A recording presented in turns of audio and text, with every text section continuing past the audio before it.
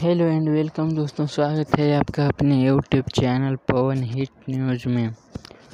तो यार social media पे 2-3 दिनों से काफ़ी बवंडर मच रहा है, क्योंकि पवन सिंह का लूट गए सॉन्ग भोजपुरी वर्जन में आ रहा है।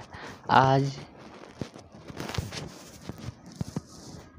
टी सीरीज यूट्यूब चैनल से, जो कि विश्व का सबसे ज़्यादा सब्सक्राइबर वाला चैनल है, इसके सब्सक्राइबर 195 मिलियन हैं।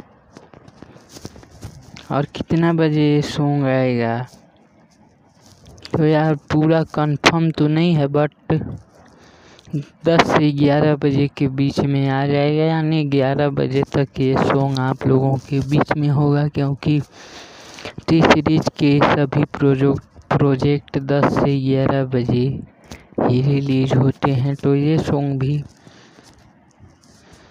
10 से 11 बजे रिलीज कर दिया जाएगा और यूट्यूब पे एक बवंडर मचाने के लिए आप लोग तैयार हो जाइए, क्योंकि आ रहा है पवन सिंह का सॉन्ग लूट गए।